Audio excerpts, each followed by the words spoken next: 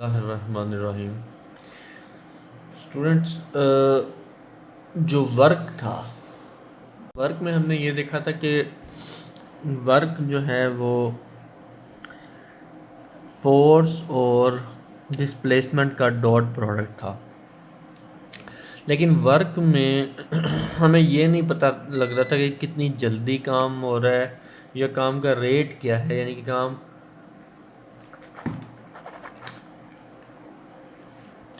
कितना ड्यूरेशन ले रहा है, 1 घंटे में हो रहा है। इसमें कोई टाइम का डेफिनेशन नहीं है।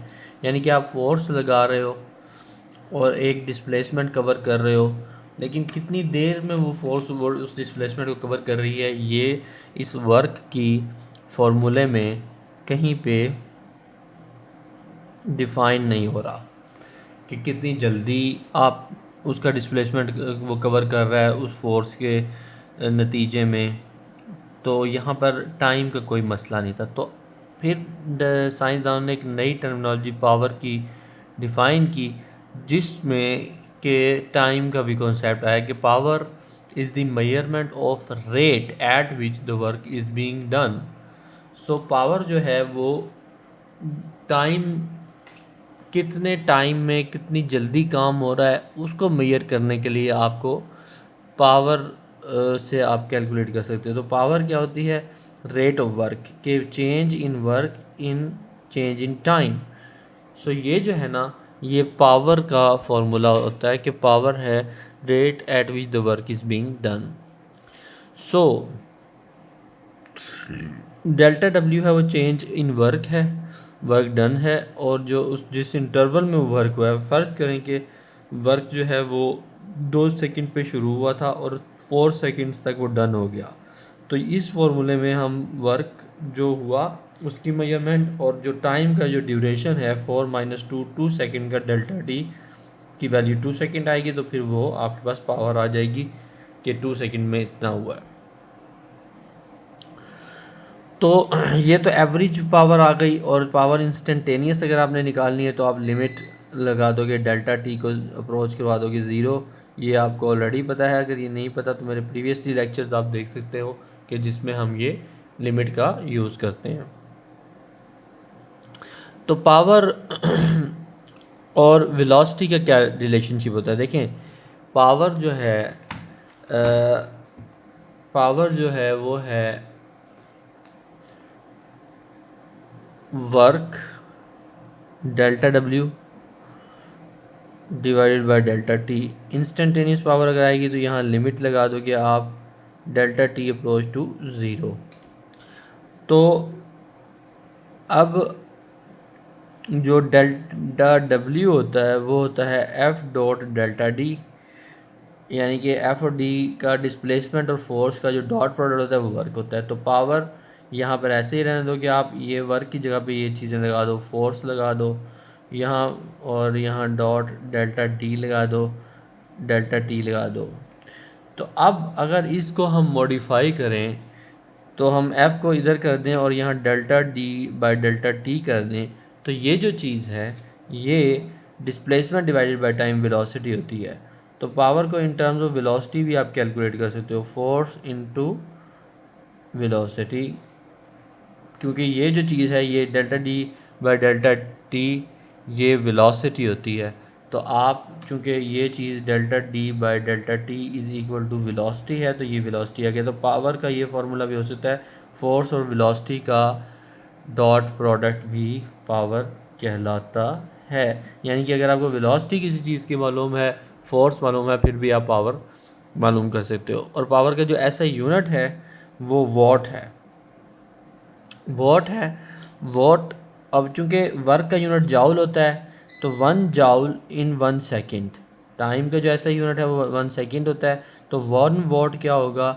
1 वॉट होगा 1 जाउल वर्क। अगर 1 जाउल वर्क 1 सेकेंड में आप कर रहे हो तो वो 1 वॉट कहलाएगा, वो पावर 1 वॉट कहलाएगी।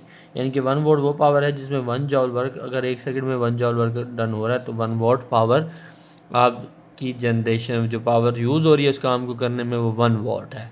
तो पावर का ऐसा यूनिट वॉट है जो कि जाउल वर्क का यूनिट है, और सेकंड चूँकि टाइम का यूनिट है तो जाउल और 1 joule divide by 1 second is equal to watt होगा। तो ये पावर के बारे में अब आपको एक मैं न्यूमेरिकल सॉल्व करके दिखाता हूँ जो कि पावर का ही न्यूमेरिकल है, पावर रिलेटेड है, इससे आपको ये कॉन्सेप्ट क्लियर होगा। फॉर एग्ज़ाम्पल हम यहाँ पे कुछ काम कर रहे हैं कि ए 70 kg मैन है, वो रन कर रहा है एक स्टेयर्स के ऊपर, वो जाता है दौड़ता हुआ और वो 4 सेकेंड्स टाइम लेता है उस स्टेयर्स पे चढ़ने के लिए।